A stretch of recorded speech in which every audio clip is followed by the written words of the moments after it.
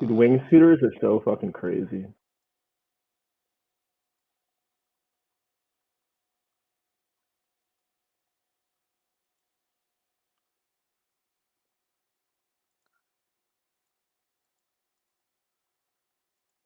By the way, Paul, I muted you because we are streaming at the moment.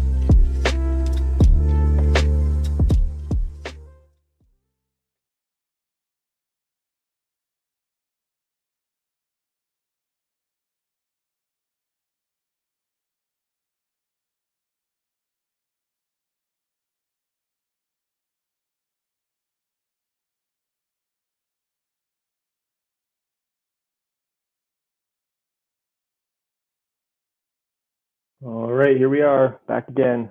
2012 TBL Pre-Season Podcast. This time we're going to look at the Fire Conference. How you doing today, Chris? Another day, another wonderful day. Opening Oh, day at a that. very exactly NFL opening day. I mean TBL opening day. Sure. NFL opening day. Hell yeah. Yeah, it's absolutely It's the best Sunday of the year, in best my Sunday opinion. ever. Yes, TBL scores and NFL scores. All right. Yep.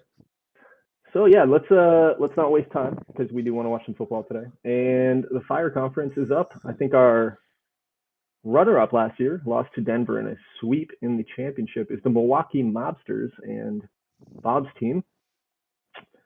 Yeah, Bob, he's been pretty good the last few years, and he finally, got to the championship game. Didn't win it, but finally got to that TBL championship last year. He actually missed the playoffs in 2010. I didn't realize that, but seems like he's had really good squads several years It in a looks row like it here. might have been an off year or something with an injury. I don't know. Couldn't Yeah, tell he's you. won 90 games for the last 5 years. Yeah. So he's been pretty strong since he came into the league. I don't know if you remember, like his first season, he started like super bad, and he had like a historic run to get back in playoff contention. He won like almost like 20 games in a row or some shit like that. Yeah. And he's been good since that moment. So, I just see but yeah, 100 wins last year, right? yeah, 100-win team, fast team if I Yep. remember correct. Yes, fastest team in the TBL. Lots of speed on this team. Let's dive in and take a look. Let's see who they lost in the off season. It looks like they lost a couple guys. Mike Hattie put up 3 WAR last year for him. We talked about Ryan Swenner. I feel like, yeah, Ryan Swenner. So this guy's name keeps coming up. He did play for Milwaukee last year, and now he plays for Tampa. So lost a couple guys. He didn't really bring anybody in. He had a quiet off season. He brought in a relief pitcher in Ivan Estrada, who looks like he's in a setup role for the Mobsters. But besides that, he just kind of looks like maybe rolling it back again this year. Yeah, I think they're gonna be a good team. I think he finished second, right in the. No, well, yeah, actually, I think Louisville had a Yeah, great season last year. Right? Louisville won the division, but we'll Right. start off with Milwaukee because they're the you know runners up of the championship last year. So yeah, I Yeah, think and they could put up a good team. It's just a really tough division in the Fire Conference. It has been for like the last few seasons as well. So and I think this fast team really you know does them yeah, his well. his 1 through 3 are like some of the fastest guys in the league. If you want to look at his lineup. Yeah, Jim Jim Harris, super speedy and makes great contact. Brandon Lutt is also extremely quick. And then, of course, Aponte is the fastest man in the TBL. 96 steals, a mere 96 steals last year. And I'm pretty sure he's the all-time leader in steals in our league by a pretty wide margin. Wow, it's crazy. So yeah, I mean, same kind of formula coming back for Milwaukee this year. Guys, 1 through 4 really like it. Aponte has 690 steals. Second place is Mike Anderson with 461 steals. So we're talking 230 steal difference. Mike Anderson's also played 1 more season than Tony Aponte. It gives you an idea of the dominance of Aponte on the base paths. Jeez. What do you think about Milwaukee's pitching staff? Well, just looking at the rest of their lineup real quick though, I mean, Neil Leaton had a really great season last year, catcher, right? Back-to-back seasons. I don't really know why. He looks okay, I guess. I don't know why he's as good as he is, but he's good. I feel like he should be more of like an average catcher, but he's like very above average. He's a lefty. He does have a ton of lefties in his lineup. Did you notice that? He's got 4 lefties, 2 switch hitters. Wow. Jose Melendez doesn't look like a great defender at shortstop. And he sucked last year in limited time. He didn't suck. It looks like he got traded, but he sucked when he came to Milwaukee. So That seems like kind of a weak spot in the lineup or in the on the defensive end. Yeah, what do you think of this pitching?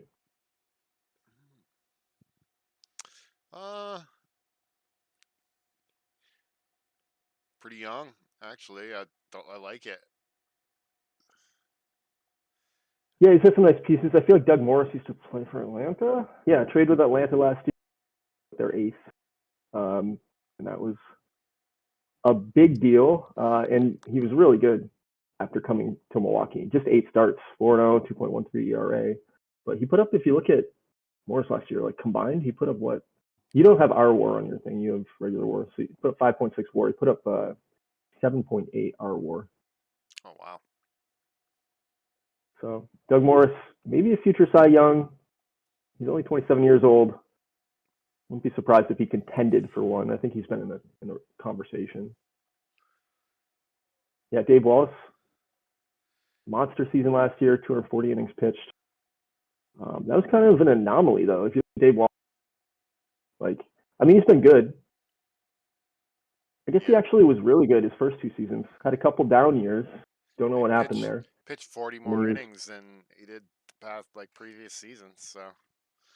Yeah, I would say anything over 200 is pretty impressive. It looks like he started 34 games as opposed to just 33 last year. But he's been a workhorse. He's pretty clean on the injury history. Said he's also 26, so gotta love it. Another 26. His other starter, Matt Florence, came over in a trade with Atlanta. So he got 2 starters from Atlanta. Don't recall the deal specifically, but actually it looks like 2 different deals. One, Doug Morris was acquired on August 1st, and Florence was acquired on July 7th. So, yeah. And then Pallardy's been on the team for a long time. Pickett's been on the team for a long time. So rounding out that rotation with some stalwarts from Milwaukee. Yeah, I like the pitching staff. I like this team. Gonna be a difficult one to beat, I think. Yeah. The closer looks decent, Josh Broyles. He is unproven. He has 9 saves in 2 seasons, so it's going to be maybe a new role for him at the back end of things. Like I said, Estrada just got pulled in. But yeah, his bullpen doesn't look terrible. Like it's actually, no bullpen looks amazing, but his has a little more depth than some we've looked at. Yeah, we'll say this is a very well put together team. I think, I can't judge how far right off the bat because I haven't seen any other teams, but he has a chance to. I think he has a really good chance of making the playoffs.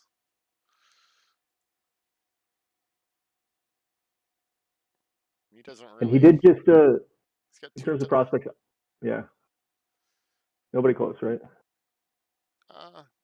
Maybe his center fielder, but Adrian Johnson's kind of close. Yeah. He's in AAA right now. But so that's some depth. I think he could plug the 4 or 5 hole if injuries happen. Ozzy Cortez, the guy, his top prospect there. I tried to bid on him in IAFA this season, and he outbid me by like 200,000. But he looks really nice.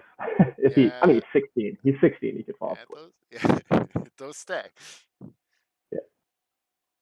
All right, who's next? Louisville. I would say Louisville. Take a look at Chuck's team. This is the first place last year. 102 wins. Yeah, had a great season. And he's got some great pieces, if I recall. Yeah. Korean Kong Park. Yeah, so he actually lost. He had some significant losses in free agency. He actually, outside of Denver, he lost the most WAR. And again, that makes sense when we have expansion, and he was one of the top teams in the league. Can't protect the ball. Steve McKenzie, though, his shortstop, put up 6 WAR last year. McKenzie is now playing for the New Orleans Mudcats. So that's a pretty big loss, I'd say. We'll have to see who he plugged to fill that hole. Outside of that, Brad Miller had a nice season. He was drafted in the expansion draft by Kansas City. And another shortstop, Tommy Jones, put up 1.5 WAR last year. He's now playing for Tampa. So I'm curious to see what he plugged in at shortstop to fill those holes. He didn't add anybody in free agency. I wonder if he was kind of capped in terms of finances, but he brought in really no significant players in the offseason. Didn't have much money. Got 11 mil, more than me, but nothing for extensions. Yeah. Here's 1 through 5, pretty powerful, I would say. Yeah. Judah Walker, that name's familiar. 3rd overall pick is catcher Judah Walker. 3rd overall pick. In 2003. Been in the league several seasons. Wow. Never really been anything special. So catcher isn't anything special. His shortstop, I think, is a downgrade from what he had last. I mean, again, last year he had a 6-4 shortstop. So I don't know. We'll see how this guy plays, but I expect a regression in Louisville. I think they'll still be competitive with their overall with their lineup, they'll be competitive. Roster. Not just that, their pitching's not terrible. Like Mike Brindley, I don't recognize this, but this dude looks like a stud. Dude, why do I not recognize his name? This dude led the league in ERA in 2010, and WHIP, and BABIP, 8.4 RWAR. Holy fuck! Did not win the Cy Young. Last year, was he injured? 4-month injury last season. So this guy might be a little injury prone, but look at his ERA through 14 starts last year. That's insane. Yeah. Like he was so good. He's got some stuff. That's what I gotta say. He got lots of stuff. Yeah, this guy's scary good if he stays on the field all year. Miguel Lugo, pretty much a journeyman at this point, 35 years old. He's been in the league a long time. On to his 4th team now in Louisville. And the rest of the rotation's not bad. I think like Eric Pierce is his weakest piece, which is kind of funny. Pierce used to be a highly rated prospect. And he's fallen off with injuries, lots of injuries.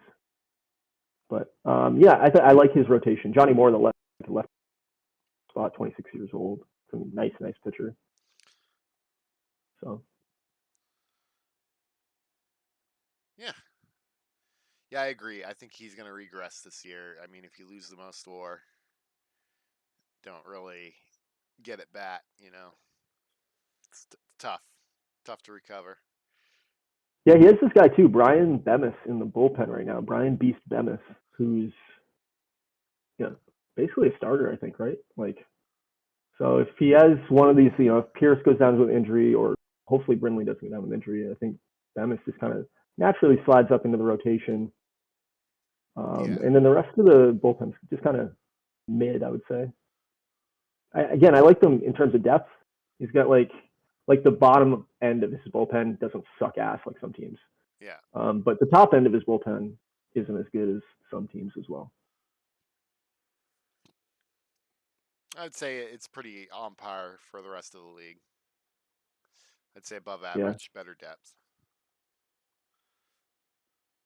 And actually, in a rare kind of instance, you did mention Park last year. Park put up 8 WAR last year, and he actually led the league in WAR. And that almost always, but the MVP still went to Swart, who won the Triple Crown. So we had 2 guys last year just have monster offensive seasons, and Park was one of them. Look at his batting stats, will you? What's his career WAR at now? I'm curious. 55 already, and the dude is 31. So, yeah, wow. Great player. I think we should look at Pete Robinson real quick too, his number 3 hitter. The dude is his DH. He's not like anything super special, but he's going to be basically a rookie this year. He played 61 games last season, so that was probably post call up, I would assume. Maybe it was before, I'm not sure. But just a young masher, and I love Chris Ruska at first base too, just because of his eye. He's a walk machine. We talked about guys who walked more than Cole last year. This is one of them, 107 walks. Obviously on the other side of the conference, but he did not lead the league with 107 walks, which apparently we got some guys who know how to draw the walk now in the league. So yeah, we got any prospects for him?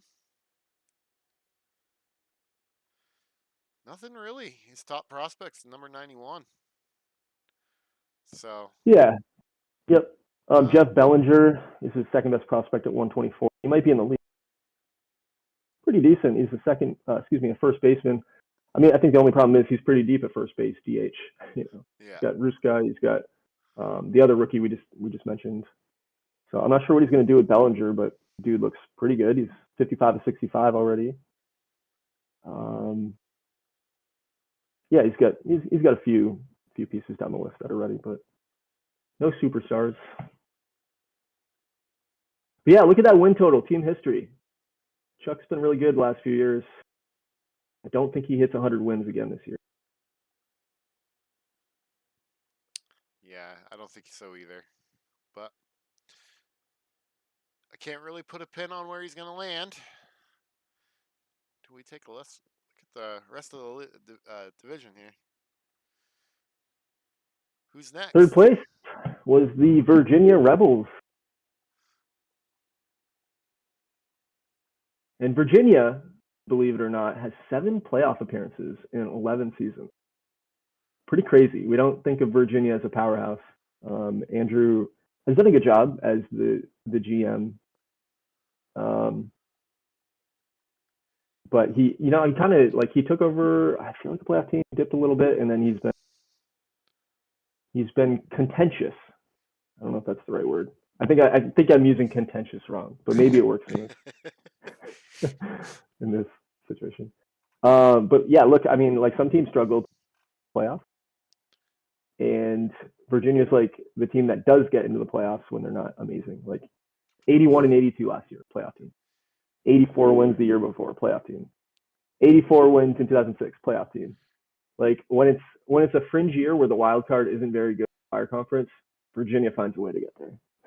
Yeah. Well, I mean, he did win a division back in 2002, I believe. So I think that was before his time, but it was before could his time. be wrong. I'm just looking at the graphic chart here. Yeah, there's 3 dismal years in here, and that's about it. Yep. So consistently, he's been, in the conversation. He lost a couple players this offseason. Albert Pre-Jean, definitely a first baseman name I recognize. He's still out there in free agency, so maybe someone picks him up. Josh Vanderwerf went to Syracuse in the expansion draft, and I actually really like this guy. That's a pretty big loss for him. He's a really nice defensive catcher.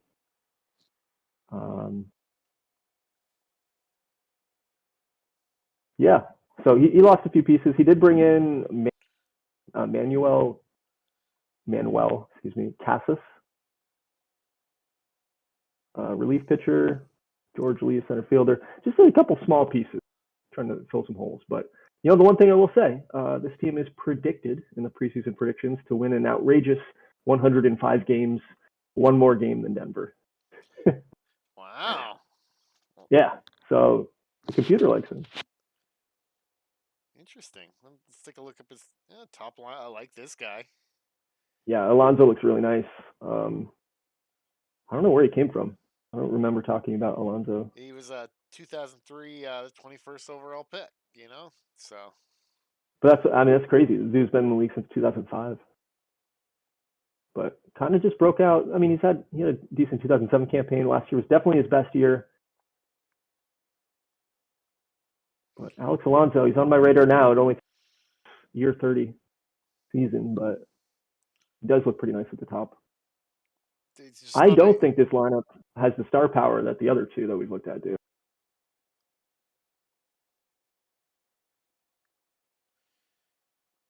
Yeah, wow. Who else do you like in this lineup?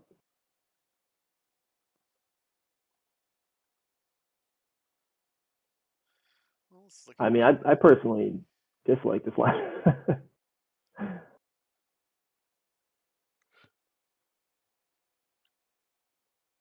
don't know. What is going on with Out of the Park 25? Yeah, why is Out of the Park like this team so much? I don't know. I mean, they're pretty mid in my opinion. Jesse Ripke playing at shortstop right now. He played a really nice second base last year. There's no way those bars play at shortstop. I think the reason is maybe his pitching staff, because I do like his pitching staff. Yeah, his pitching's been good historically, and yeah, his pitching's okay. Again, I think same kind of conversation with the bullpen. There's like a lot of pieces there and some depth. So he filled out his rotation pretty well, but there's no like high end pieces like his closer. Yeah. Closer's okay. His closer's a freaking rookie. Not a rookie, excuse me. Free agent signing, but looks like international. So Chan Ho Lee hasn't played a game yet in the TBL. So he's going to be a star. Cassis he just brought in, like I said, his setup man. So yeah, I mean I think his bullpen. We'll see how it plays out. His rotation does look okay. I don't really get Jaden Williams. Look at this guy's fucking pitches. These are terrible. He's got the I don't think I've control, ever seen baby. something like that. He's got that He's control. really good. He's really good at throwing his 45 fastball right where he wants it. Yeah. And his 30 curveball. I mean, his nickname is appropriate, Mad Hatter, because those bars drive me crazy. I don't get it. His control. It's all about that control, and he keeps it in the park. He's a ground ball pitcher. Wilkes has been good for years. Jesse McDowell has not been good for Virginia. He's the number 3 pitcher. That's not true. He had a nice rookie campaign, but hasn't really found that sense. I don't know. I don't like this team. Why? Why don't you like him? What do you got against the Rebels? I don't know. I don't think they're very good. I'm going to say that those preseason predictions are poo-poo. I think they're going to be doing all right then. I mean, looking at, the team position rankings, it's got this team ranked pretty good. I guess. I mean, so according to the preseason predictions, this team is going to score more runs than any other team in the Fire Cup. I mean, and they're going to give up less runs than every team except for Bighorn. So according to the predictions, this is by far, in a way, the best team in the TBL. I mean, I don't get it, but maybe the game sees something we don't. I don't know. Yeah. Well, I will say, because I think this team isn't very good, I could root them if they make it far, because they're in my underdog status, even though they're predicted to be good. I don't see them as like a Denver. Yeah, I agree with that. I can see why Denver's rated so high. I don't see why. I do agree with you though. Like, why is this team so? Why does the computer like him so much? I guess we will find out after today. I think it was a glitch. I mean, he does have some really good prospects. He's got the 60. He's some really great prospects. He has a great system. 24 top 500. He's got 7 guys in the top 100, which is really impressive. Edwin Sanchez is not far away. This is a decent looking pitcher. I don't know when he was drafted because the draft fucked up, but he was drafted in 2009. That's what I know. Oh, it looks like he was the 6th overall pick according to the history page. So Sanchez looks really nice, and he is in AAA right now. He's got some other guys in AAA that are close to Jerry Williams.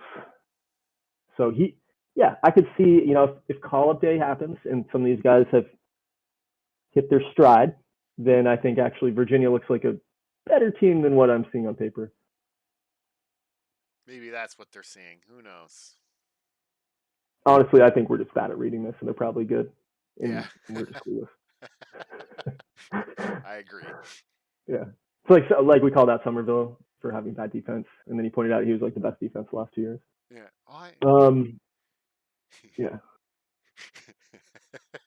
Who's next? I don't know. Who is next? I want to say it's Oklahoma City, but I could be wrong. It is Oklahoma City. 4th place last year as the Kingston Frontenacs, 79-83. Taking on a new location, and we have a new GM in. Actually, was Travis here last year?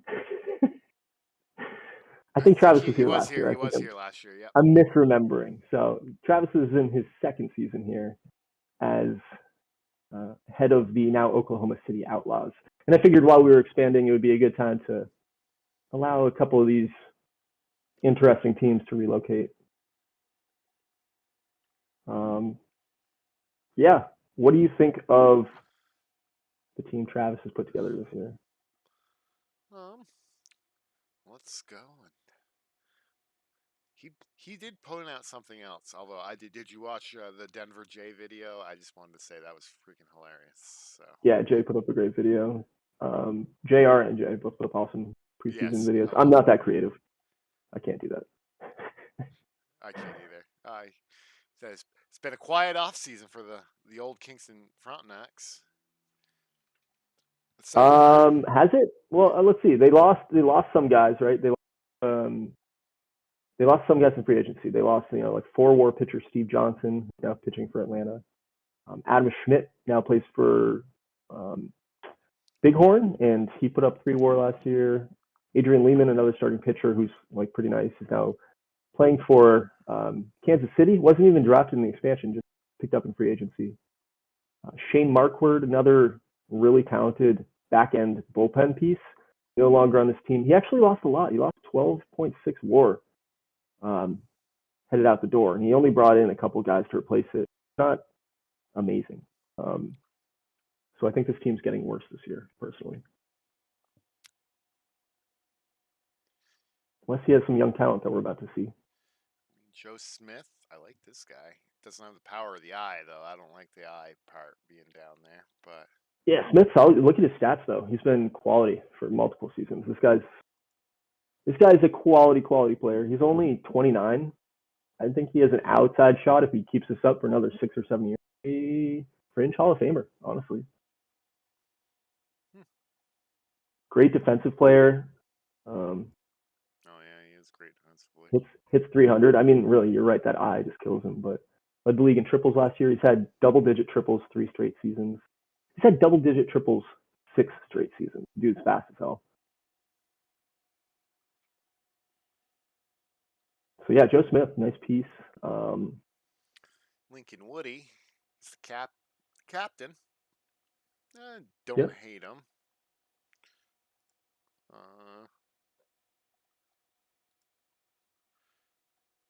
Yeah, the rest of the lineup's pretty mid, I would say. Like the shortstop's not very good at all. He does have although the catcher doesn't have a good arm, he does have a really great blocking and framing catcher, which I think is playable. Mm-hmm. So I think this guy's eating up most of his contract that he can do anything with, though, is that Ishinira Murata. Yeah, Murata. Hey, Murata hasn't been terrible, but is he worth $50 million a year? 0 chance, right? Yeah, I agree with that. Maybe some psycho out there retains 50% at the deadline. No, you never know. Someone might pay $25 million for Murata. We have some psychos in this league. Yeah, we got one hits commissioner, so. He does have some decent pieces here, right? In the rotation. Jeju Kim is like a pretty nice starter. He's had 2 nice seasons in a row. Yeah, I like this guy a lot too. And he He's still in the minimum. Oh, is he the knuckleballer? Yeah. Oh, you bastard. Trade this guy to me right now. A left-handed knuckleballer. Can you imagine?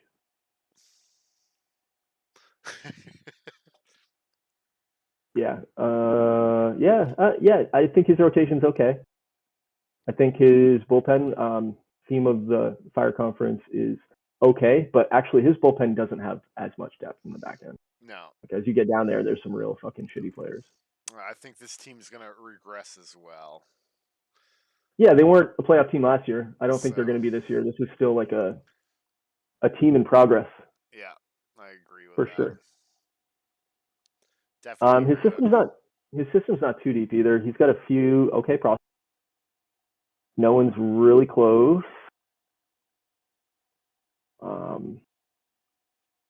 So yeah, Travis has a multi-year kind of endeavor on his hands, I think, to become a super competitive team in this conference or in this division. Yes, no, it can go anywhere. I think just picking up the right people in the draft, you can make things change. For sure, yeah. I mean, yeah, it doesn't take a lot to turn things around in our league. I find that out. It moves quick. I think if you are a shitty team, you should just be finding like good players to one-year deals and trying to flip them at the deadline for assets. I think that's always a smart strategy in a league like this. So I don't know. We'll see. We'll see what Travis can do as he moves forward here. Yeah, I agree. Who you got? Who you got next? Who's next? Is it St. Louis? It's gonna be Huron, right? It is Huron. Huron. 75 and 87 last year for the Herons. And obviously, we have a new GM in Huron. As Michael has departed the league, maybe been pitchforked out by a couple GMs, if I do say so myself. But yeah, now we have Josh taking over the Herons, and he's inheriting a very strong system. Yes, I'd agree with that. Got a lot of prospects. I think the team isn't going to be super great this year. As a matter of fact, I think they're going to be pretty bad. Yeah. But let's see what he did in the offseason.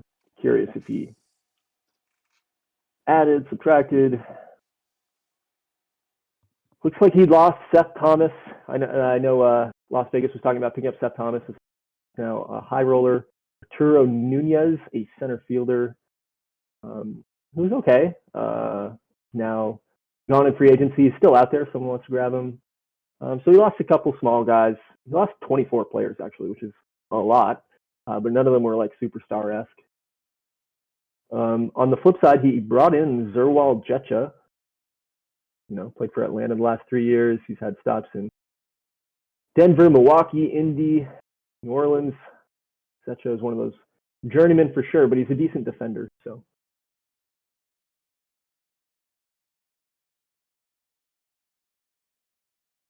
Still there? Yeah. Yes, I am. Okay. Yeah, I don't know. What do you think of his lineup? I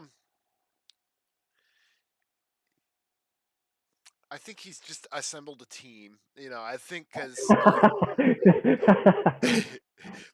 think he Michael has left. a team assembled. Yeah. Let me finish. He's assembled a team. I think Michael took a lot of pieces. As you can see, like this was a powerhouse in the league for several years. They started off from the bottom. I think they have a really good system. So I think he's just putting together a team, getting the things going down, or getting the swing of things, and see what his future can hold for him. Because I do think he's got a lot of picks, and he's got the number 4 overall prospect. So yeah, I think this is maybe the worst lineup we've looked at. I can't remember everybody in the ice conference. Definitely the worst lineup we've looked at here in this division. There's like nobody really I see that I recognize. His 1 through 3 are nice pitching. Like and Goldsberry's whether the only one I only know. Not the only one. Names wise, yeah. Or names wise. Look at his 1 through 3. All 3 of these guys had nice seasons, and they all are young. Not 1 through 3 lineup, sorry, rotation. Goldsberry, George, and Bennett all are decent. So I don't know if he decides to build around these guys. Like Goldsberry's actually, I think, about to get paid. So he's probably, if I were Josh, I would probably try to flip Goldsberry at the deadline. Mike George, though, this dude is only coming into his second season. He's 23 years old. So who knows if he keeps him as a future piece once he finally is up and running. Mike Bennett's at 29. He's had a decent career. He's been better as he's gotten into his mid-20s. So, I like those 3 guys. I think those are the 3 highlights. Yeah. That's probably the highlight of his team. For sure. Like, I don't really, there's nobody on his lineup that I reckon. Like, Gabe Whittington, I think I know because he was on the Spokane a long time ago. Yeah, 2004 for a year. So. And of course, one of the biggest challenges for the Herons, 30, 46, 50, $59 million of his payroll is in retained players that don't play for him. Yeah, so just put together a scrap team and see what he can do with it. I don't think he's gonna. Yeah, I think it's gonna be a bad year for the Herons. I think, and next year too. I mean, he's got $46 million in retained again next year. Mike Bennett's making $20 million a year, so he's locked up in some contracts that he obviously inherited. But again, those seasons will fly by quick, hopefully, and then maybe that's when some of his guys are ready to make their debut, and he can start to turn the corner on the franchise. Yeah. And we talked about the system: 25 top 500 prospects. He has the number 4 prospect in the league, and actually, I'm in AAA right now. I don't know if I like AAA, but this dude looks like a future stud. Who's that? Came over from Denver, Miguel Parra. Oh yeah, okay. 6 pitches, all of them with a lot of potential. Good stamina, good hold runners, low financial ambitions, going around. Yeah, definitely like this guy. Yeah, I do too. Looks like he has number 73 prospect Carl Gore at second base. Might be major league ready. I don't know if I saw that guy in the lineup or not. I think he is in the lineup. Okay, so maybe that's a nice little piece that emerges this season. And then he does have one more top prospect that's on the roster right now, Bennett Story in the bullpen. Doesn't look amazing. He's got 3 nice pitches, but not the best control. So yeah, I mean, he's got a couple guys that are going to make views, but most of it is still a work in progress.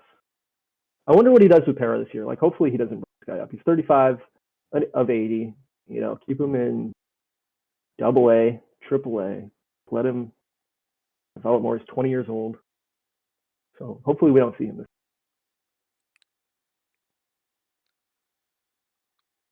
Any last thoughts on the Huron Herons? No, not really. I think it's, writing's on the wall for that team. Because when Michael left, we kind of knew that he was tearing his team apart. So, Yep. So for we sure. kind of knew that it was predictable. So, and of all the new GMs, I think Josh has the best deal. Yes, I agree. He's got the best. There's a farm system there, right? Yeah. A lot of these other new GMs are starting from scratch, and it's going to take them a minute. But I will say, when you start from scratch and you build it up from nothing, that glory at the end feels so good, right? Yeah. But yeah, Josh has a slightly easier path back to contention than GMs. He's set up nicely. Yes. Who next? Would it be St. Louis now? Or Nashville? It would not. It's Nashville. Our 6th place finisher last year, 74 and 88. Nashville has been AWOL. I'm not sure where he is, but he missed his opening day export. He travels more than any person I've ever met. I wonder what his job is. He hasn't told me. But the dude is always on a fucking plane, which is, again, he hasn't been super active in the league, but he has been loyal and consistent. So I appreciate him. And he always communicates to me when he's like, not always, but actually most of the time he communicates to me MIA. So very appreciated. That being said, Nashville is probably one of the 3 or 4 worst franchises in the TBL. Made the postseason, 2009? Had a really nice season. I think before that they maybe made it in 2002. He's only had and I don't really know what happened. He's only had two playoff appearances. Yeah, I think that ties. Who's the other team? Philly. Philly. The lowest. Yeah. So I don't know what happened after he won 93. Like, it seemed like he was moving in the right direction, and then it's a bad offseason, and it fell off the cliff. Yeah. It did. Yeah, he won 93 games, then he went from 93 to 68. Yeah. He hasn't lost a lot of players this year. He hasn't had a lot of movement, period, on his roster. So I think he's going to have a very similar, not very good team, unless he has some prospects that are ready to make their debut and make an impact. But looking at, the biggest name he lost was 3-time pitcher of the year, Andy Kerrigan, who's now definitely in the twilight of his career, has been for several seasons. Yeah. But he's gone back to Kansas City. And if you guys know, Kansas City Scouts is run by our ex-Vancouver GM, and Kerrigan was a stud on Vancouver. So I think there's a little nostalgia in that pick, maybe. He wanted him back. Yeah. He needed his breadwinner back. I get it. Yep. But let's see. Yeah, let's take a look at Cody's team. If there's any shining stars on this team. Again, if Cody's active enough, dude should be flipping guys at the deadline and bringing in assets. He is not going to be competing right now, I don't think. I mean, he's got Jim Green. He's got some. He's got an older team. I feel like. I mean, it's a little young here. I feel like that's always the case. Yeah. Yeah, he always has these like older like studs. You're right. 36-year-old Jordan Brown, 29 in Mullins. Chance Strong's 25. That's his youngest guy. But Bartlett's 32. Castanero. Some of those guys young. Green 38. Shortstop. Yeah, the shortstop doesn't look great defensively or offensively. Pretty mid shortstop. His catcher also pretty mid. Don't like this guy much. He's had some nice seasons offensively, but definitely not a great defensive catcher. He was rookie of the year in 2009. So I think Jeremy Ellis is a guy to look at here. A typical kind of Nashville guy, like a DH first base. Yeah. He's a first baseman. I'd play him at first base all day. Yeah, this is going to be his third full season. He hasn't been amazing yet, but he must be playing the field, and that's pretty. Yeah, oh my God. He cannot play second base, Cody. Do not put him at second base. Who, Jeremy Ellis? Yeah, go to fielding stats. -17 zone rating. Oh. -20 zone rating last year. Oh. This guy's a straight up liability at second base. And if you're listening, find someone else. He's got him at first this year, so maybe he's learned that lesson. I don't think Jordan Brown's going to be a better second base. Defensive bars too. So 30 out of 35 position rating at second base, and that's where he's got him starting. So yeah, this team's going to be really bad, I think. What do you think? Yeah, I agree. I don't think it's going to be that. I don't know who's going to be worse though. I thought than Huron or him. I think he might. I don't know. It's going to be bad. I think it's going to be a bad team again. Here's another guy that I don't understand ratings sometimes. Look at Brad Everett, number 2 pitcher. Like, this guy is a 70 potential pitcher with those bars, low work ethic, low loyalty, high financial, and this guy's terrible. Yeah, well, I don't know. Look at those pitches. I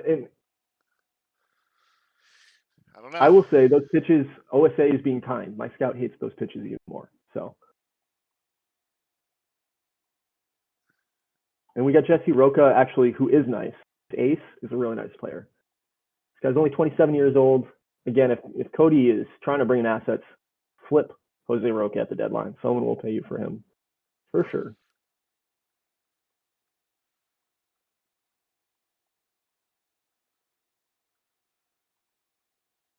Yeah. He does have one of his starters on the DL, a pretty good starter, that I think, in Dan Minty. Yep, I remember this guy.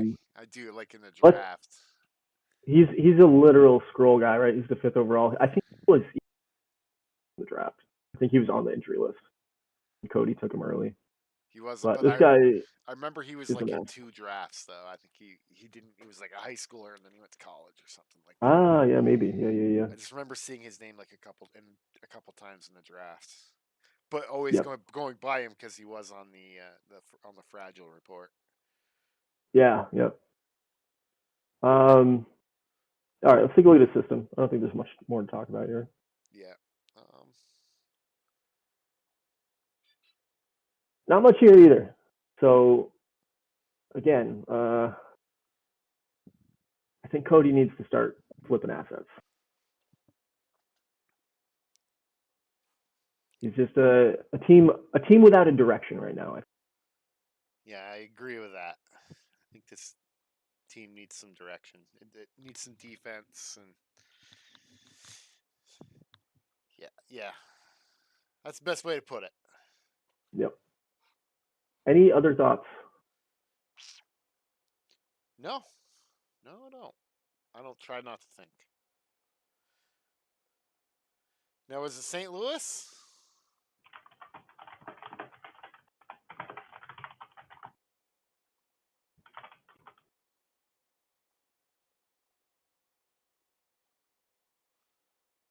Yeah, St. Louis is up next. 7th place last year. St. Louis too, George. I feel like this team's been stronger than it has been. He only has 3 playoff appearances, and he hasn't been there in a minute. But I don't see him in the same light as some been competitive. I mean, we know George's reputation. He doesn't like to trade. I don't know if he's ever traded in this league. He's been in the league since 2001. He's an original GM. But he likes to draft his team, and he likes to develop his prospects, and he wants to win a championship with like all his guys. Don't know if that's ever going to work, but I still will root for him to be competitive because he's consistent as hell. I don't think he's ever missed an export in the 12 seasons he's been here. So, amazing. So yeah, I'm always rooting for George to be competitive here, but it's going to be tough, I think. Yes. He made the postseason in 2002, 2003, and 2008. He's on a 3-year drought right now. And the bar is going down for him, but look, take a look at the team. Is Frank Dancic getting a little too old for him now? Is that the problem? Well, Dancic's definitely getting up there. I think that is going to be a problem pretty soon. Let's take a look real quick at his off-season. He did lose Roland Bale, pretty nice, and is actually just still sitting out there in free agency, 60 overall. He also lost in the expansion draft Joe Christman, the Kansas City starting pitcher, who actually had a really nice season last year. Not great control, like 75. But he's a captain. I might have tried to protect this guy. 23 years old. Maybe he was just overlooked. But yeah, so lost a few pieces. Really didn't bring anybody in this postseason. So I don't think we're looking at a competitive. I think like looking at the team position ratings, I think the only thing going for him on his like really lineup is Frank Dancic. I mean, look at Carlos Castro at the top of the order. If you remember, Castro was the 1-1 a long time ago, and I thought this guy was like a sure thing, amazing looking player, and he just never became that. He has 11 career WAR, never been consistently good. And I think even some injury history has dripped in, and that usually happens with these fast guys, right? Yes. Tony Aponte is definitely an outlier. But you're right, Dancic is still amazing at 35. Unquestionably a future Hall of Famer. First ballot, probably. Yeah. Craig Siemens is another guy. He's never really done much, hitting in the 2 spot at DH. The rest of his team is very mediocre. I mean, maybe even bad in some senses. Look at the bottom of his lineup here. I mean, we got 35 overalls. Ooh. Guys who put up his starting shortstop, Jerry Brandon, put up -1 WAR last year in AAA, and the dude's going to be starting in the majors. So I would challenge this team to be better than Nashville, and I don't think they will be. I mean, I think these players are only in here because of their defensive abilities. As well. I guess. Because you think Jerry Brandon's good at defense? I mean, I think he's not the best, but that's not a good shortstop. 45 position rating. I don't know. I think this team's just bad. This is the year, George. You're going to trade the Frank Dancic. I'm just kidding. He actually has a no trade clause, so he can't even move Dancic, and I don't think he would. Obviously, Dancic is going to retire. Yeah, Dancic's definitely going to retire as this team. Remember this team.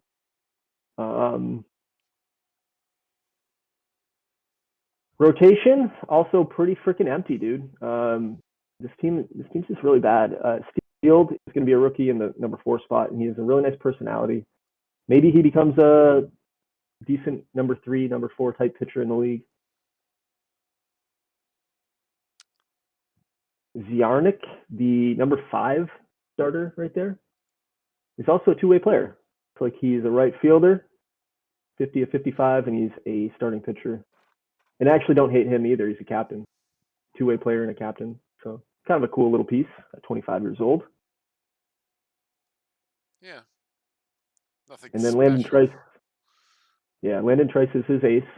Last year he did lead all pitchers in WAR, and he did have the lowest WHIP in the league. So this guy's not Started anything to 96 overlook. games at that. Yeah, no, he's been good. He has basically no injury history, just a couple fluky things. So, again, I don't think George is going to move any of these guys, but if he sucks and he wanted to move Trice, he could get a haul for Landon Trice at the very least. Ironically, I do like his bullpen. I think his back end pieces are nice. I really like Alejandro Marquez as a closer. I think Jonathan Chivone is anything to poo-poo about. Yeah. Yeah, I think it's just gonna be tough, like you said. I mean, I'm kind of like George. I don't really move my play. I think I just tend to overvalue my players too much, so I have a hard time. I don't know what it is, but you know, No, that's true. You are kind of like him. Here's when I so much tell you that you need to trade a player that you do it, or that you need to go for it. I basically shame you into making trades. Yeah. Like, shame on you, need to trade, and I'm like, oh, I'll try. And then Yeah. they're like, we'll give you a 25th rounder for him, and I was like, oh, I don't know. As a matter of fact, I think like 15% of your championship belongs to. Huh? Say that again. I said I think 15% of your championship belongs to me. Why is that? I'm joking. Oh, Just for advice. I'll give you 1%. Yeah, that's my consulting fee is 15% of No, your it's championship win. 0.01 is all we agreed upon. Yeah, I should have read the fine print. Yeah. Yeah, looking at St. Louis's system, then we'll move on. Bill Willis is the number 15 prospect in the league. He is in Double A right now. He's also a two-way player. His pitch as a pitcher, he's not really that impressive, but he's definitely serviceable. But he looks pretty nice as a right fielder. Yeah. Swishes of Lloyd K was a little better, but we did talk about Steve Field being a rookie in the rotation this year. Outside of that, everybody else is a little ways away. There's nothing super glamorous in his system that's close. So he has some work to do to rebuild this up a little bit, which is kind of hard to do. Again, he never loses his draft picks, but he never gains extra draft picks. So he's got to draft really well and hit. Yep. Who's next? I think it would be Kansas City sitting at I think 8. that's a good Yep. Kansas City definitely finished last place last year, Yeah. with the 0-0 record.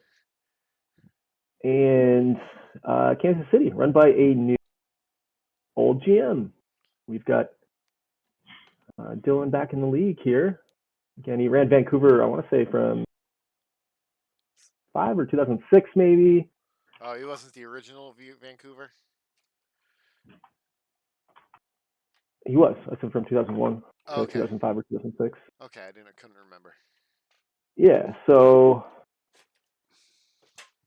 yeah, back in it. Let's see what he can do. How did he do? Let's take a look at managing history. I'm going to look at Vancouver early days here. Vancouver, 2001 to 2006, made the playoffs twice, 2001 and 2003. So he had some luck when he was here last time. He's been the most aggressive expansion team, in my opinion. He drafted pretty well, but he's also brought in a lot of free agents. I think he even traded for someone. Yeah, I think he traded for Verdugo with San Diego. Yeah, right. Yeah, Joaquin Verdugo, number 3 hitter. So I mean, I feel like he doesn't want to be doing the slow rebuild thing. He's trying to speed up that process. He wants to bring people in. He needs that budget. Yeah. Take a look at who else he brought in this offseason. Everybody he Yeah. brought in this offseason. Well, yes, yeah. But like, who else is of note? Um, Brad Miller, short starting pitcher that used to play for Louisville last year. Again, had a nice season. Not amazing, but he had look at his statistics were good. He was a good pitcher, and he has been for the last 2 years. Joaquin Verdugo, as you just mentioned, is a really great hitter. Maybe a future Hall of Famer. Dude's got 37 WAR here. Yeah. Who else?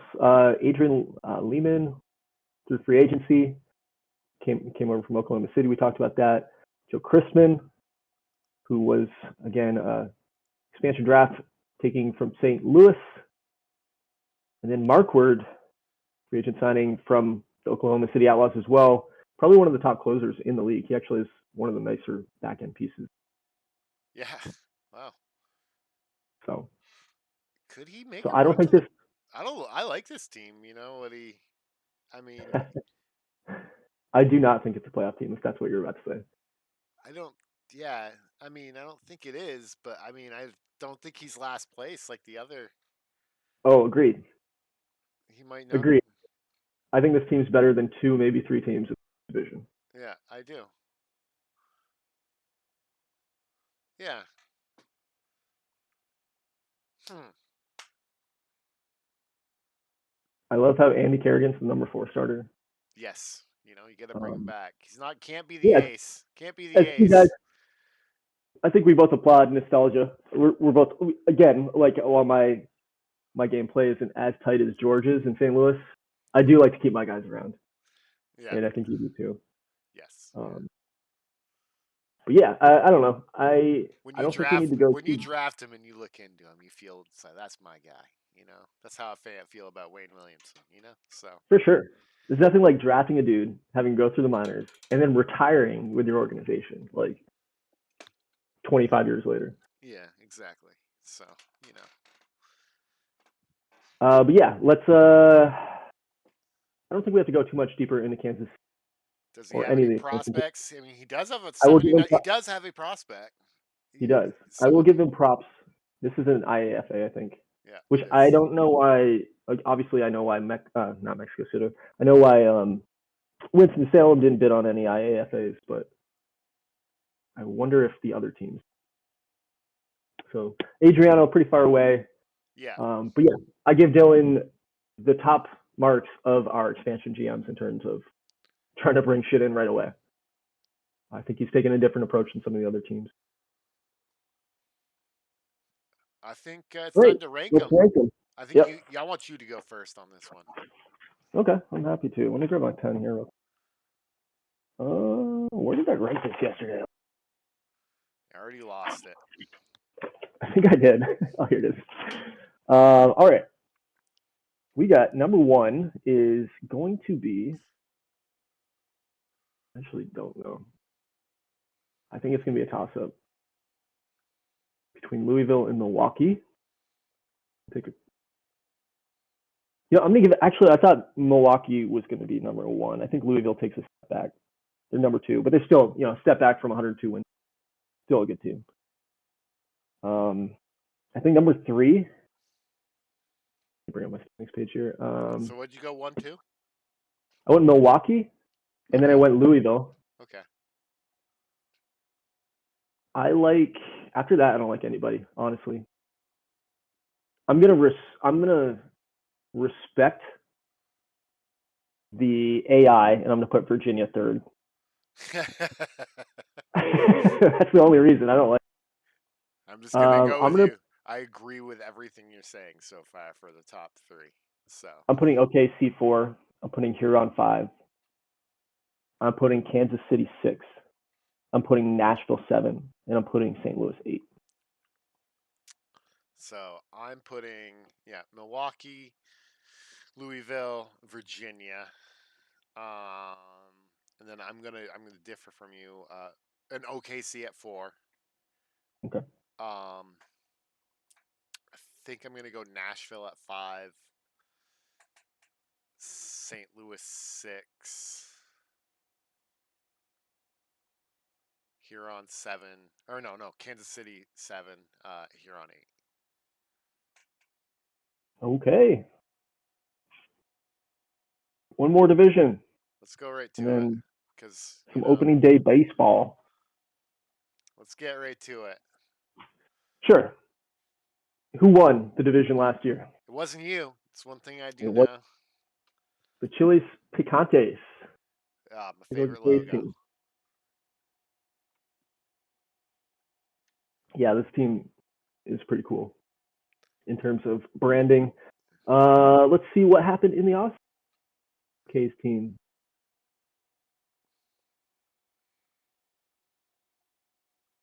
So, a pretty significant loss in Mike. A nice time to let him go. But Mike Anderson now playing for New Orleans. He put up 4 WAR last year for San Antonio. Lost his shortstop too, or at least maybe a backup. Ruben Cruz put up almost 2 WAR in 100 games last year. He's no longer on the Contes.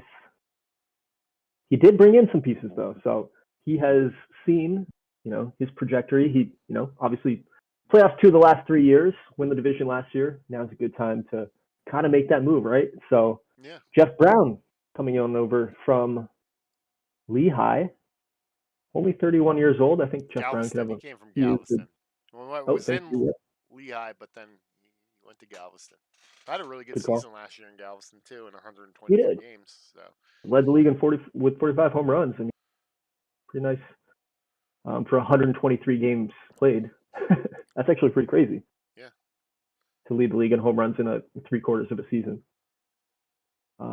Josh Hapal, starting pitcher, 31 years old. Grabbed him from New York last year. Josh, really, really freaking good. 17-5 with a 2.91 ERA. I don't know if he can repeat that personally. I think that's like an outlier kind of season, but I think he's still like a nice piece to bring in. Obviously, pitching in this league, wherever you can get it, it's always nice to acquire. Yes. And he brought in Ernesto De La Rosa in the bullpen from Denver, who had a really nice season last year. So a couple nice pieces. And actually one more, Vince Redmond from Milwaukee. This dude's only a part-time catcher, maybe a backup catcher, but I like him as a defensive kind of plug-in. So some additions here in San Antonio to build on their division win last year.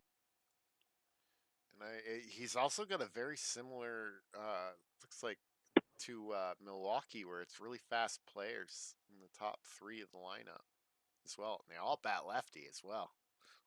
Talk about lefties. Look at the lefties in this lineup.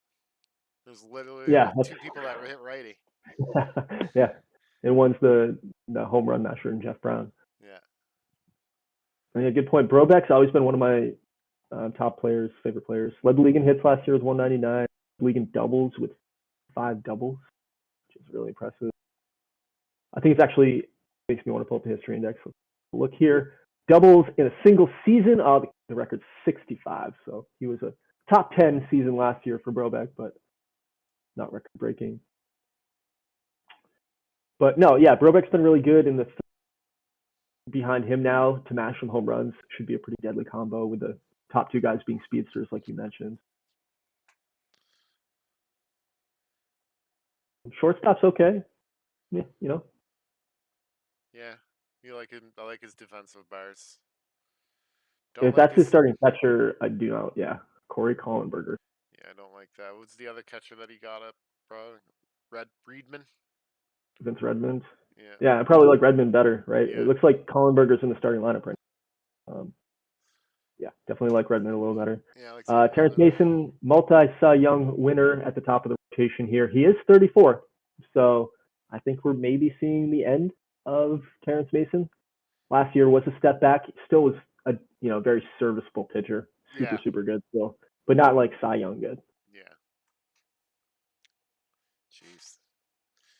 Hate to see it to L Titan, but I mean, K has one of the better rotations, and maybe one of the better bullpens we've seen too. Not the deepest bullpen, but yeah, John Silver, dude's rookie?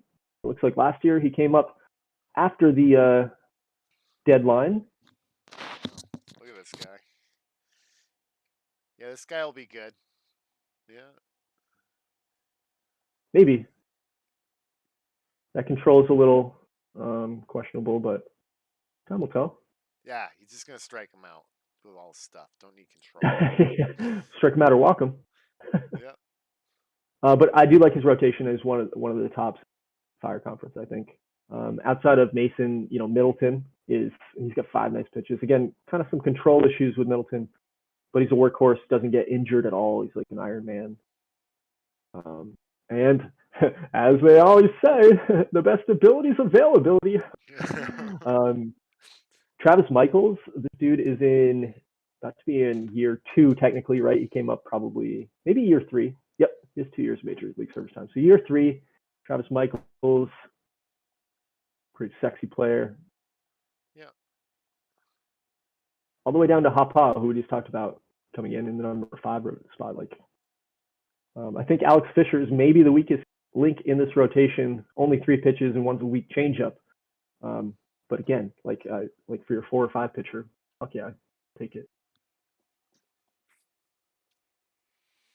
Any other thoughts from you? I think he's got a really good team. He won the division last year. I don't see why he can't win it again this year. I think he put together a really good team. Oh, I know why he can't win it again this year. Because I'm in this division, and I won't allow it. You're in this division, and we know you. I mean, when's the last time you won it? Let's talk about first before we talk about you. Is he any good? Got any prospects worth talking about? He's got a decent system, some depth, 20 top 500 prospects. No one's close. A lot of A-ball, rookie ball.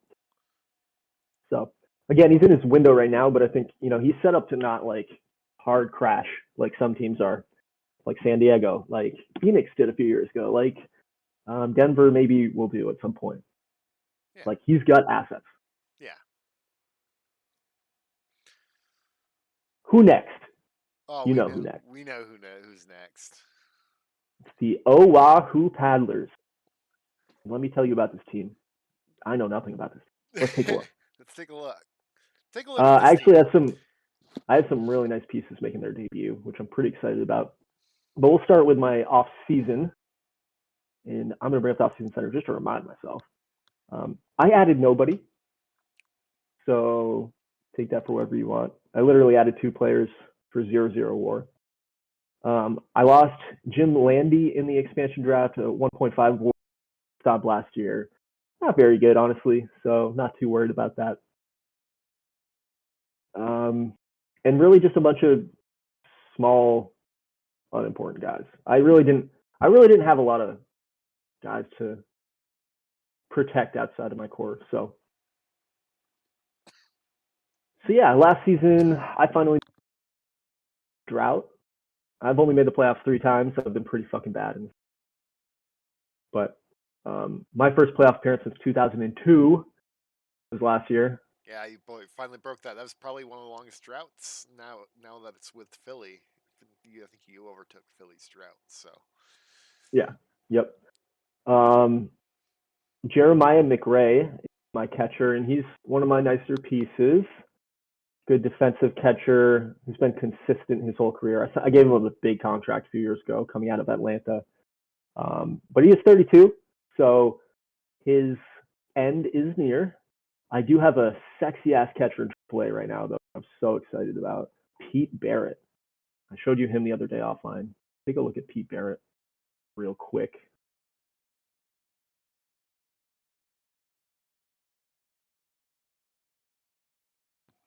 Pete Barrett right here. Number 41 prospect. Look at those defensive bars. I'm so excited to have this guy as my catcher in the future. And looking at the guys that are ready right now, my big prospect is John Bechtel.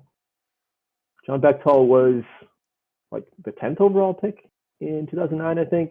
2010, he was the he was the 3rd overall pick. Shit, great. But he has developed super quick. I mean, 2010 pick, and I think he's ready. Definitely has some developing to do, but he's going to get his shot up here in the TBL. And yeah, my big stud, Kenny Morgan, had really a great season last year. He was actually in the MVP conversation. Wasn't like favored to win it because he wasn't as good as Parker or Sword or anything. But I'm pretty sure he got a lot of top 5, which was really sweet. He's nothing super special, but he's definitely the best player on my team. Outside of that, I don't really know how I made the play. I have a lot of kind of mid-range journeymen. Jorge Valenzuela, my rookie, and hasn't really been super great since. I think you did well because you have a young team and it's just unproven, and you've had a lot of high round draft picks for like 8 years, so eventually you're gonna get up there. So I mean, my shortstop last year was Tom Schwartz. I don't know how the fuck I. Look at that short. That's a terrible shortstop. Objectively, this is my team. yeah, I mean he's great offensively. Yeah. So I don't think I'm going to make it again this year. I don't know how I made it last. Again, just kind of a fluke kind of season. I think I'll maybe hover around 500. On the pitching side of things, Ben Caruthers was a free agent I brought in last year, and he made an impact on my team in terms of just providing some stability. Ben Caruthers, my pitcher. Yep. And I do have Bobby Haynes, who I traded with Huron to attain. Again, super scary with that control. I don't know if he's going to be a starting pitcher forever, but he was decent last year as a starter, and he did lead the league in walks. 113 walks as a pitcher isn't really great. No, well, you held the division for the longest time, but you crashed at the end. So yeah. So, but outside of that, yeah, the rest of my team isn't very deep. Like I'm definitely not as good as some. You don't. Yeah, you got a decent. I like your bullpen. I was gonna say I may have the best bullpen in the Fire Conference. No, I Not say that. Again, top end pieces, but depth wise, Yeah, like I don't have like 40s and shit at the bottom. Like this guy Ben Mangum, I wish he was better. Control is an issue again, but the 80 stuff. Yeah. Yeah, I think you got a good team. Like I said, when you get those high draft round picks for 8 years, eventually those guys are gonna. Some of them are gonna develop. So. Yeah, I think that's the thing we look at next is the system, because I have the number one system in the TBL after many years of rebuilding, basically a fucking decade of rebuilding. My future is bright, I hope. 32 top 500 players. Wow. 32 top 500 players. I have 3 guys in the top 10. One of them's coming up this year. Got 10 guys in the top 100. So I have some nice pieces. Obviously, the 2 that are closest are Bechtel, who I mentioned starting this year, the number 10 prospect in the league. Pete Barrett's the number 41 prospect in the league. He probably, if I can move McRae at the deadline, Pete Barrett will be up at the deadline. But sticking with the vet for now. And then my 338 prospect, Jared Casas, will be on the team. Yeah, a lot of pieces to play with, or trade if I want to trade them for a superstar. I have a ton of flexibility of how I approach the season, which is awesome. Yeah, you're in your window, I would say. Maybe. I think I'm just entering my window. I think last year's a fluke. I could dip back out of the playoffs this year, and you're in a good position. That's what I would say. I think you're in a better position than I am. And maybe San Diego even. But San Diego made some trades, so they might be better than me even. So we'll get there. Who finished third? Was that San Diego? Man, I don't even know if it was. Let's take a look. He finished 4th, so it wasn't him. I think it was Bighorn, because Bighorn made it to the conference championship, That's right? Right. It was Bighorn. How dare we? Yeah. So Johnny finally breaking through here in the league. I think that was his first playoff appearance. Yeah. And it's funny. We talk about the worst teams in TBL history. Most of them are in our conference. There's me. There's Bighorn, 3 playoff appearances. 2011 was their first playoff appearance. Since when? Probably 2005. I'll look it up, but That's my guess. 2004. So as the Golden State captains, 2003, 2004, and then a big gap, and then 2011 finally a breakthrough postseason for Johnny. And I think this team's one of the scarier teams in our conference. In our division. Yeah, they've got a very good team put together. Yep. I think we picked them to win the division last year, which they didn't, but we see why. Did we? But yeah, I think we did. Okay. I think I did I at believe least. Well, they didn't lose a ton. They lost Mark Roper, center fielder, Kansas City. A bunch of journeymen outside of that, and they brought in some pieces. Adam Schmidt is their new third baseman. Was playing for the Oklahoma City Outlaws and put up 3 WAR last year. Elmer Gonzalez, a really nice bullpen piece. I actually love Elmer Gonzalez. I feel like Elmer Gonzalez actually made the Jays like all-decade team last year. So 37 years old, obviously, getting on the end, towards the end, but 7-time All-Star out of the bullpen. Joining Bighorn. He wants that ring. He doesn't have one, does he? He does. He's got 2. He wants a third. He wants a third ring. Yeah. And Nick Kennedy coming over, shortstop. So a couple of additions for sure. He actually brought in 10 players for about 9.4 WAR. So a lot of new faces in the franchise. Yeah. I like the team. I mean, Justin Marshall too.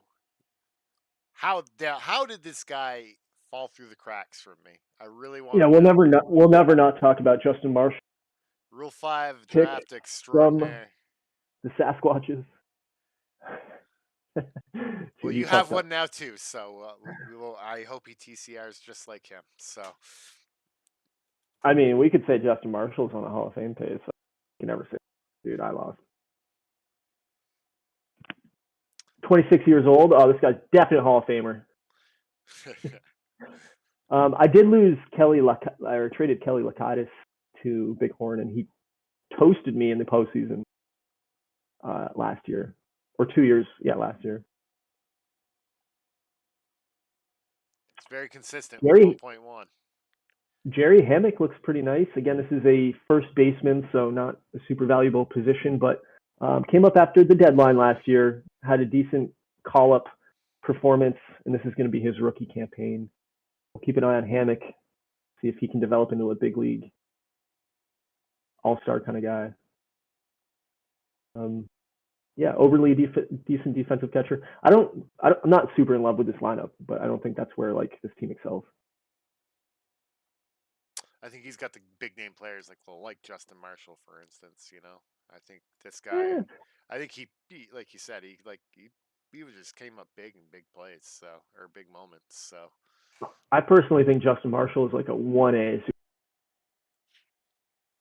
He's not a guy we talked about in the same breadth of some. Yeah. You're right. His starting rotation is really, really good. Led the league in ERA last year. Matt Shelton, number 1 guy, and he led the league in ERA, and that was his first. He was basically a rookie. And Caper 9 as well. Yeah, who the fuck won Rookie of the Year? I keep seeing all these great rookies. So yeah, Josh Miller, the number 2 pitcher, has been consistently good for Bar Harbor now for 2 straight seasons. Bar Harbor, Bighorn? Bar Harbor. I'm never going to get over that, am I? Nope. Bighorn. So in case you don't know, Johnny, I used to have a team in Bar Harbor, another league we played. That's why I tried to change your acronym to BIG instead of BH. That's the history. So Bighorn, yes, Josh Miller's been very consistent. I switched it to BIG. I don't know if you know that. I switched. Did you switch abbreviation to BIG? And he messaged me. He's like, "Can I switch back to BH?" No, you can't. I got caught red-handed. Cole Bowden, 25-year-old, super sexy pitcher. Only 3 pitches, but 3 really good pitches. And 0 injury history. This guy's Ironman status at 25. So his starting rotation is really good in those top 3. The 4 or 5 pitchers, garbage. Mm-hmm. So he maybe, if he's competitive at the deadline, might be looking to add some pitching depth. Chad Illig will not be Actually, I'm really surprised. I thought Chad Illig had a much worse injury. I'm actually really annoyed looking at his injury history. He played for me till about 6. Look at that shit right. It's about 2006, and then yeah, 3 months, 6 weeks. Oh, and then like we are only injured for 3 weeks total in the next 5 seasons. Like fuck off, Chad Illig. Well, he was living in Oahu. He has nothing to do in Bighorn other than play baseball. He was in Oahu. He was just over there, like He was up paddling, there on thinking about Montana. retirement and all that stuff. Fair. Bullpen's decent. He's got depth. I like it. I think his pitching is one of the better in the Fire Conference overall. So I think that's where he leans this year, and I think the offense is good enough to make him very dangerous. Yeah, I agree. He's got 15 top 500 prospects. Nobody's close at all. A lot of rookie league guys, international complex guys. The only guy that's probably going to be close is Dan Michaels, who is former 8th round pick. He's fully developed now, so maybe we see him on. I think we do have him on the opening day roster, so this will be his rookie year. It's the number 220 prospect.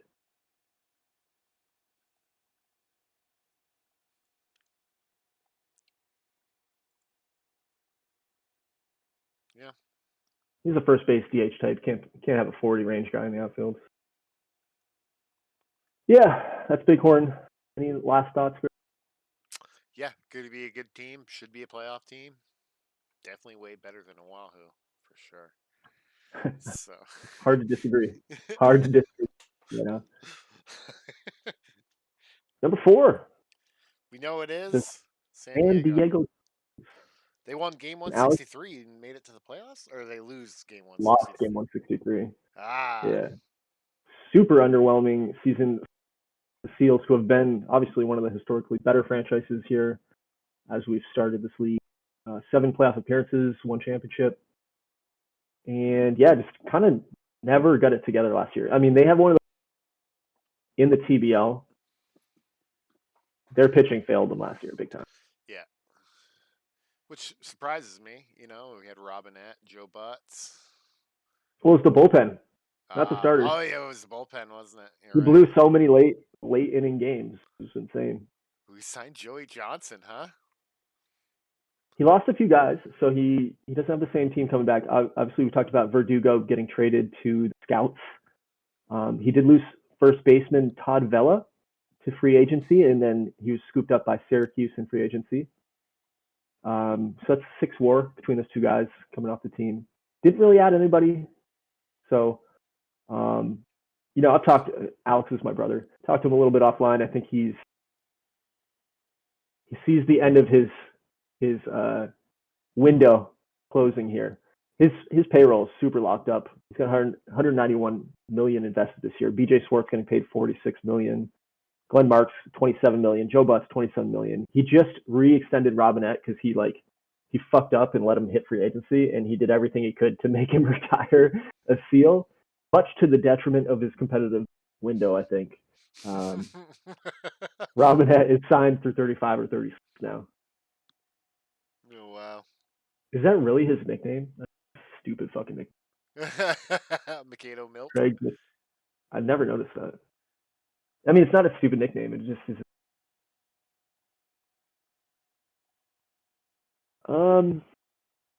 Yeah, let's take a look at the lineup rotation, all that stuff. What's he got going on? Well, he's got, I think, Eric Wilson is a guy he brought in. He's nobody special at center field. He's got Rengifo. That's one of his picks, right? I believe. Yeah, Rengifo was a former great player. I think he's former 1-1. He's the former 1-1 2003. He has been good. He's been really good. Been really good. Great player. Actually, he was off to a really slow start if you look at his career. He only put up 1.6 WAR in his first full season, but then the last 2 seasons have been what you expect from the 1-1. Mm-hmm. Then you got BJ Swartz, the Triple Crown guy, Of course. BJ Swartz, unquestionably the best player in the league. Yeah. Outside of that, I mean, it's a bunch of older dudes. It's a bunch of guys who've Been I like brought his in catcher. I from other like his teams. catcher. I used to, Glenn Marks, but he was. I remember when he won the series. Glenn Marks was just on base constantly. He would never not. I mean, look at his on base percentage, 362. So Yeah, three. Marks is definitely the prototypical offensive catcher. He's decent. He's got decent defensive ratings, like kind of mid, but like he's probably the best offensive catcher Scores more in runs than he lets in. So I mean, he hit 334 last year as a catcher. I know it's He's hit ridiculous. 300 as a catcher 3 years in a every row. single season since 2006, 5 years in a row. So, yeah, he's pretty cool. And then, yeah, the rotation's great. Butts and Robinette at the top. And it kind of falls off after that. Yeah, it falls off. His lineup kind of falls off this year, too. Yeah, it does. It falls off after basically after Swart, Lemke's. 2 and 3. 2 and 3 are studs, and the rest are, and 6 is okay. Yeah, and 6. And then kind of mid. Yeah, the rest is all mid. So I see where can see the writing on the wall for San Diego. I can see the fall of San Diego, but he did trade Verdugo and did get some picks for it. So Yeah, I mean, he's definitely at the end. Robinette's 31. Butts is 29. So his bullpen piece, he traded for Alexander. Look at Alexander's number since he joined San Diego. Oh man, he was just straight bad after being traded. Just like no, I don't. He wanted to just party in San Diego all day. I guess. Not San Diego, in Lehigh. He wanted to part. Oh, I understand. Yeah, he came and just partied too. He's just like, yeah. I see he signed Joey Johnson, my former ace, Wampum Walloper. Yeah. One of his nicer pieces is actually on the DL. Ezra James. Into his third season with the Seals, and he's out 5 months, which is pretty much the whole season. So if for some odd reason San Diego's in contention down the stretch, James will be back, but I don't see this team as. Yeah, this team's going to be. I think BJ Swart's going to keep this team at 500. I agree. Yeah, I think he's good enough to float around 500 with a Swart type player. With Swart, Robinette, and Butts, I think that's enough to win him half the season. At the same time, last year Swart was on the team and that was with a better roster. So who knows? We shall see. Should we look at his system?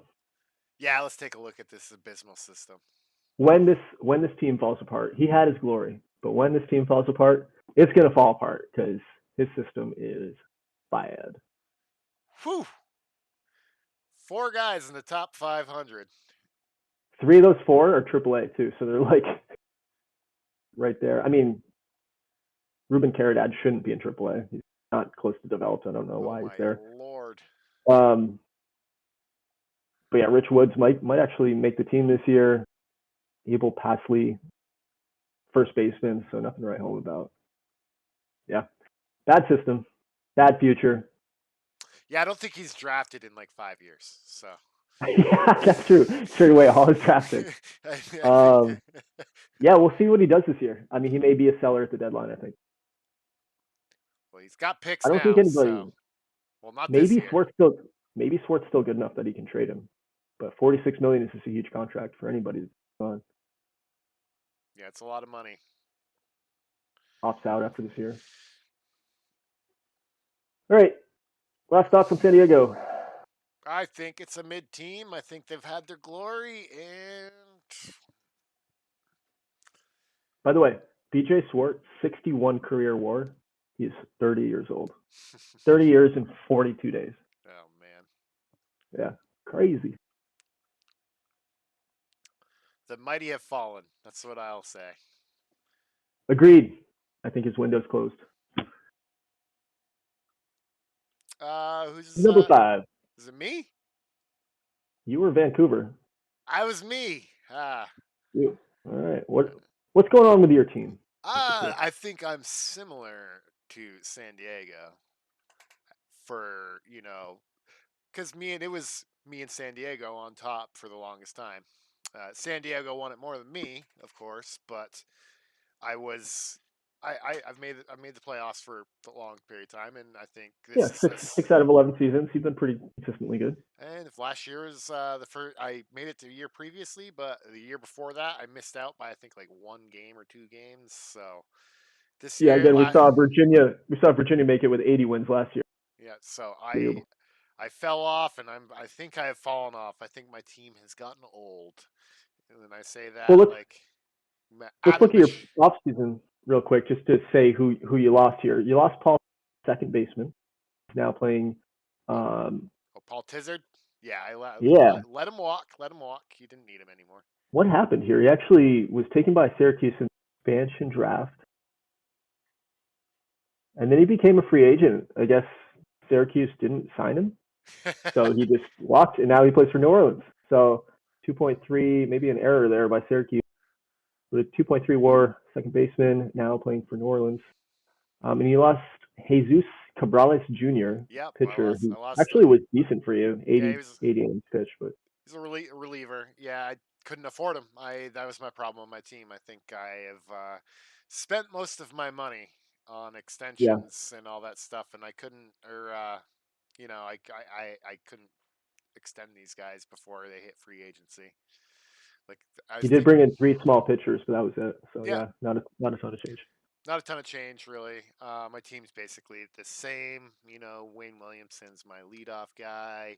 I re-signed Mike Marino. I do have a new second baseman in Zach Eccles. He is a rookie, or he's gonna his rookie season. Giving it a go. I drafted him last year in the first round. I remember Eccles. Yeah. Okay. Um, he's ready to go. I think so. Why not? Um, there's Is nothing he really ready to special. go? I think so. Better than Yeah, what he's pretty close. my scout says he is. So I said, let's do it. Um, looks like Adam Bashar is finally Yeah, cliff for you at 32 years old. yeah. I didn't protect him. I was wondering No if one took somebody him. was, and nobody took him. So Yeah, I think like his defense is going down as well. So yeah, I'm still gonna start him just because he was the heart and soul of the Spokane Sasquatches for I so mean he's long. an eight-time All-Star, Eight, three-time Platinum Stick winner. yeah, he He's had a won the great career. 2001 Gold Glove at catcher. You know, um, hey, and let's don't forget about the 2008 championship. So Yeah, I did forget. I still got my JJ June. He's kind of dipped as well, but I just like his captain's trait and all that stuff.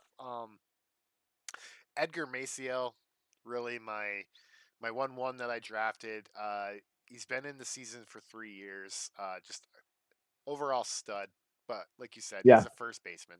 But he's a first baseman. But he's a good first baseman. So I'll he is take a it. good first baseman. Yeah, someone would definitely reach for him if he hits the mark at this point. Yeah. So that was my Mark Berry trade right there, Edgar Marcial. So yeah, it worked out. Uh, Yeah. my team's Hey, basically the same. I yeah, think your it's team's pretty bad. I don't I think hate your it's bullpen. I think it's just a bad team. I think it's just old. I think Yep. age, father time is taking over Spokane. So I think maybe I'll be able to trade some of these pieces, but probably not. Yeah. I'll ride these guys off to to greener pastures, I guess. I don't know, and then we'll go from there. Take the high draft picks. Fair enough. Looking at your system, Zach Eccles was your top prospect. Coming up, he'll be coming, but number 32 prospect making his debut. Outside of that, everybody else is an A or A minus, exception of a couple guys down the list. Actually, probably just a fuck up on your part, but you've got 220 overalls in AAA right now. Greg Alfred, Tony Morales. Oh yeah. They're moved. I don't know what the hell happened. Yeah. So yeah, John Jones, number 490 prospect, looks like he's on your roster this year as a rookie in the Yeah, bullpen. So got one rookie on the roster, or two rookies on the roster. But yeah, you're going to be bad, I am gonna and be I'm all bad. for it. Yeah, you can have it. You've had to Time for watch. it's time for both. It's time for you and Alex to be bad for. You just I suffered can't stand for you to to suffer. look up. You finally get to look down. I get it. I get Well, it. again, I can't wait till I play you in the postseason someday or Alex in the postseason. That'll be some fun shit. Yeah, eventually you'll get there. Maybe We'll keep waiting. we'll keep waiting. You still can fight me in the division. I'll still kick your Yep. ass in the division. So, you know. Yeah. Who next? You're not going to beat me in the division this year. I'm going to crush your team. I would Next is say Vancouver. it is Vancouver Vandals and Bob. Bob has now been in the league for quite a few seasons, and I don't think he's made the playoffs yet. He had a very challenging rebuild. If you're listening, Dylan, because of you. Just kidding. This is another team too that's had only made the playoffs twice. Yeah, when I talk about like unsuccessful franchises being in this division specifically, it's because you and Alex have won the division, the wild card a lot, or the top two, and the wild card's been consistently coming out of the Topaz. So, Yeah. Yeah, another team that is ready to rebound. Hopefully, they've been moving in the right direction over the last, I think. Yes, I think looking at his pitching staff is good. You know, he's Vancouver does have the second longest drought. Their last postseason 2000. So Philly was 2002 or 2003. Their pitching staff is okay. I mean, it's not the best top end talent, but they've got a 1 through 5. yeah. I see they're lacking. Decent. They're lacking talent in the end of their bullpen. It looks like their injury list is really long. I wouldn't even. Yeah, wow. I wouldn't even say the end of their bullpen. I don't like any of their bullpen really. Yeah. Like their closer's not very good. But Their injury list is long. These guys are all fucking his players. closers Yeah. is not good because his real closer's injured. So. That's a good point. Yep, his real closer doesn't look terrible. Vince Hudson Wheeler. But he's out 4 months though, so he's exactly. He's screwed. So. Yep. This team's gonna be bad again, I think. Yeah, I don't think it's gonna be good for Vancouver again. His 2 and 3 players aren't too bad. Yeah, George Beerley is really nice. He's been consistent over the last 3 or 4 seasons. He's been with Vancouver since 2004. It's actually been consistent for about 5 straight seasons. So, again, not superstar status, but like a good player. Yeah, Andy Meal as well. Meal hasn't done shit though. He's never mind.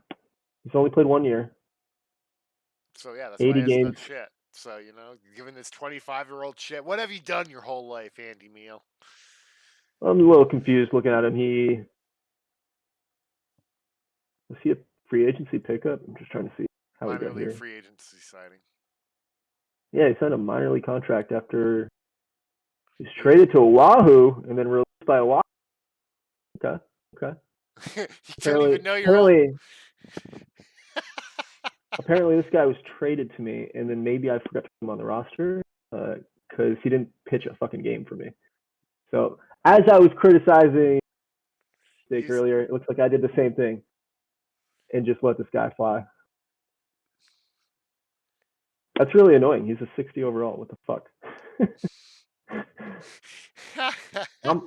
I'm a bad GM. Okay. Oh, Malanta. So yeah, outside of that, I think this team, looking at the injury status that's going right now, it might need a Band-Aid. But I think, like you said, I think it's heading in the right direction. His shortstop's a captain. His catcher is slightly above average, I'd say. Not great, Jonathan Avalos.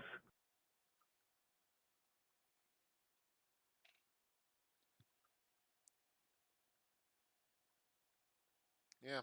John Snyder led the league in innings pitched last year, and he actually won Pitcher of the Year.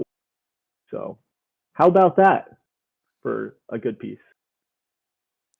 Like I said, like this pitching. I like his pitching. I think his pitching is going to help him keep afloat. Yeah.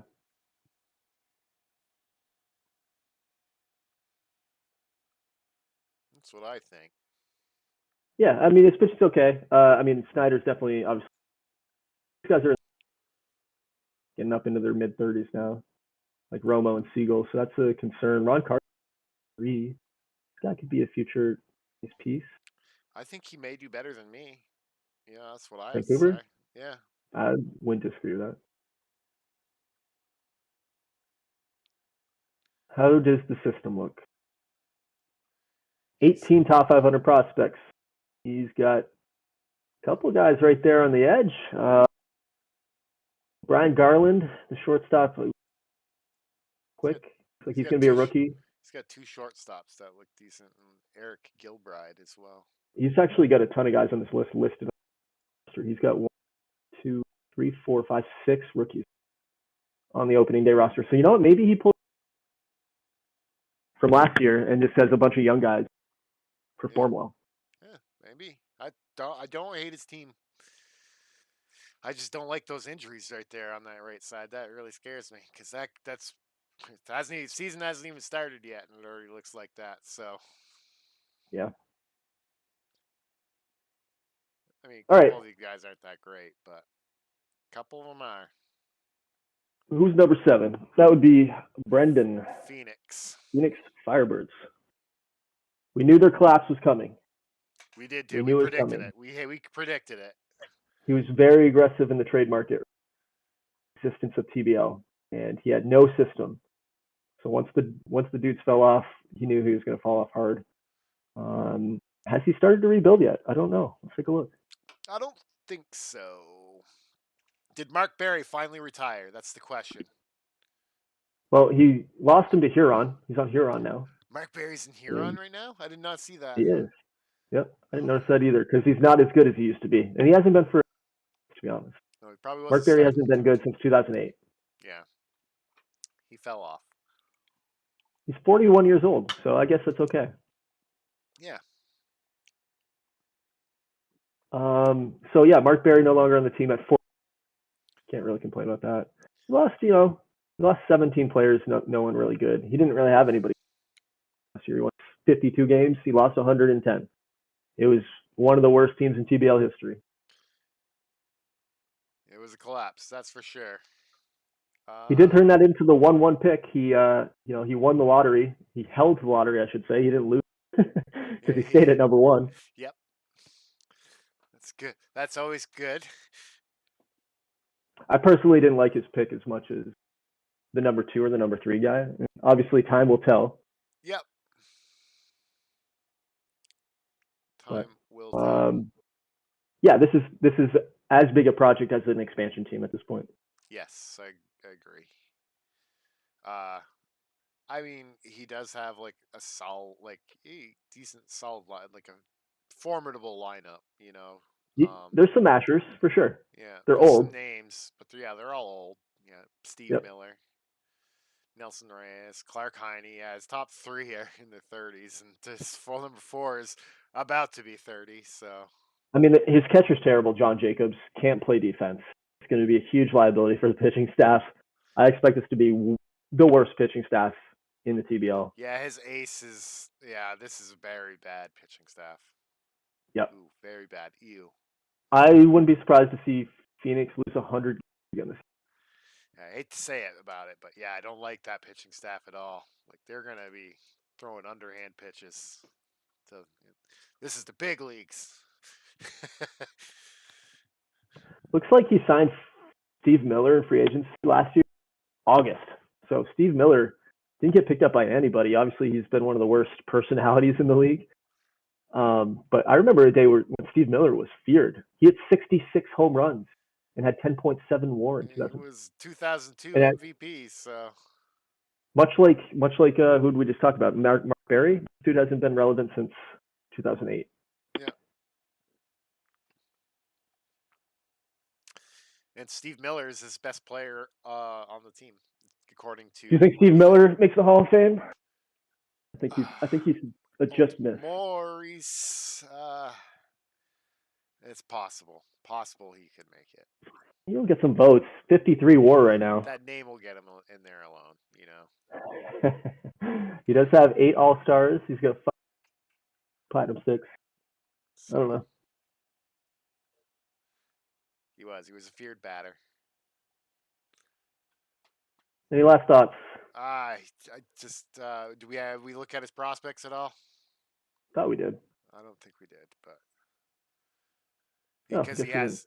he has none really, other than Oscar Rivera, but he's 17. Scouting discovery. That's pretty sexy, huh? Yeah. Didn't have to do anything for that one. Yeah, no one's close. It's all young guys. This is going to be a dumpster fire through 2015, I think. Yeah, I think him and San Diego are in the same boat. But I think San Diego's in better shape than this team San is. Diego's in better shape. Yeah. Yes and no, right? Like San Diego now is, but like maybe in 2 years, they're both dumpster fires. Yeah. All right, number 8, and the last team of the day. And then football in 15 minutes, Chris. We did it good. That would be Mexico City.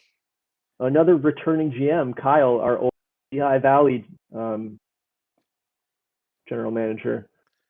And looking at Lehigh Valley, I forget what year. Yeah, I forget what year too. But Lehigh Valley made the postseason the first 3 seasons of existence, and then fell off.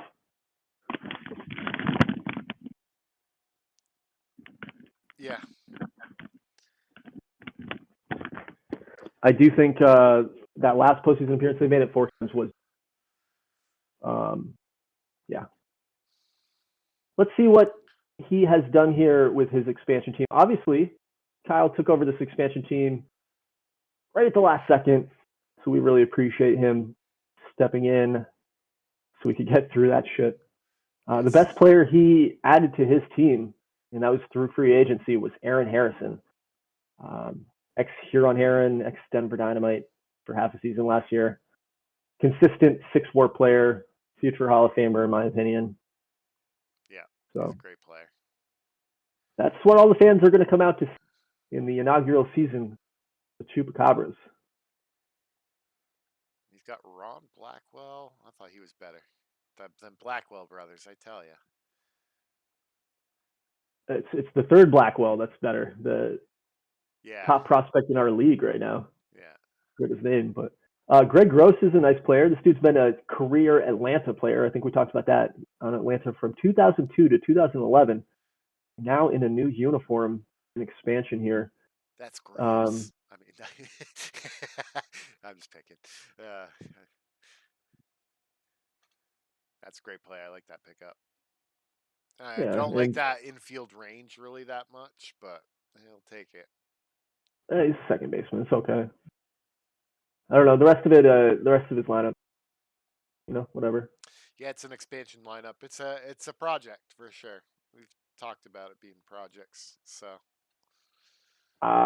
Jose Parra. I don't know where this guy came. Okay, he signed Jose Parra, his ace. It looks like maybe this international guys TBL history. Yeah.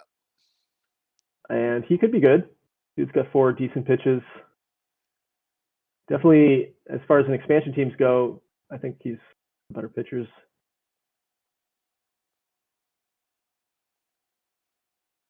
Yeah, expansion team. What can I say? Again, this division has some dumpster fires. So I could see Kyle not finishing in dead last. Yeah, I do as well. I did see him finishing in 7th though. Maybe. Yeah. The only team I see finishing below him is probably Wahoo. Oh, that makes sense. Yeah, I actually just had your team finishing below him. So. That makes sense. He says. For you, it makes sense. Yeah. Let's see. Does he have any prospects? Mexico City. A couple guys, nothing special. Nothing special. And they're both going to be on the team this year. Yeah. Sam Bailey's on the team. Durant's on the team. So a rebuild, a true rebuild. So we're gonna rank them. I'll go first, I guess. Start it up. I'll go San Antonio first. Bighorn second. At third place, I will go. I will not throw you. I'm going to be real this time. I'm going to throw Oahu in third place. Oh, that's nice. I won't throw you in last place. Barring any injuries, I mean, if you get one injury, the last place you go. Makes sense.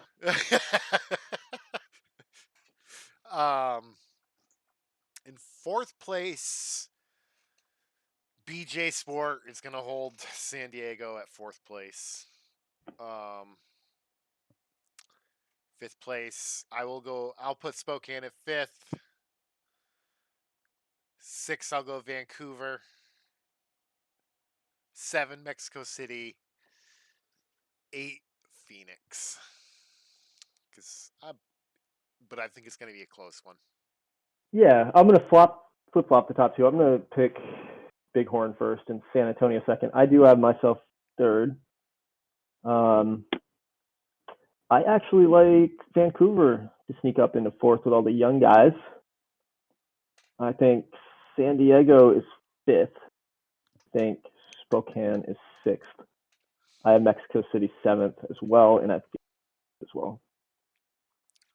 All right, so we both have San Antonio Bighorn making the postseason. We both have Milwaukee, Louisville making the postseason. Who are your 3 wild cards? These are your choices. Oahu, San Diego, Spokane, Virginia, Oklahoma City, Nashville. I'm gonna say you're gonna make the playoffs again. Oahu. Okay. Who do I have in third place in the Topaz? Virginia. I'm gonna have Virginia making the playoffs.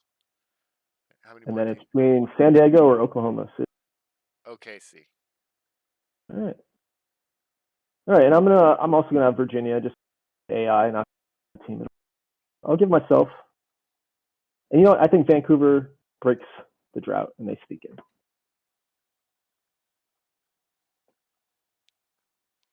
All right.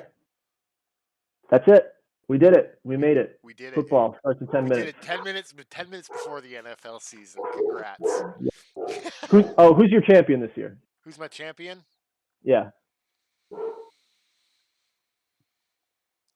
Whew. San Antonio.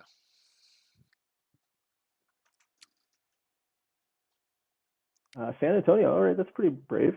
I mean, I'll play it safe, and I will say Denver, and I'm rooting against my own opinion. I just picked because I like their logo, and I picked them to win first in the division. So I don't want to pick anybody from our division to win it all unless it's me. So I've already won it. So you know, I'm gonna win it all. This is my year. I'm gonna get my championship. Oh, you're definitely losing in the first round of the playoffs. I won't even make the playoffs now. All right, that's it. Wrapping things up. Thanks for listening. Chris, thanks for joining me as always. Right, Jay, sorry for not reaching out to you. I forgot that you said you'd do this with us. I'm remembering right now. But all right. All right, let's get those baseball scores. Good luck this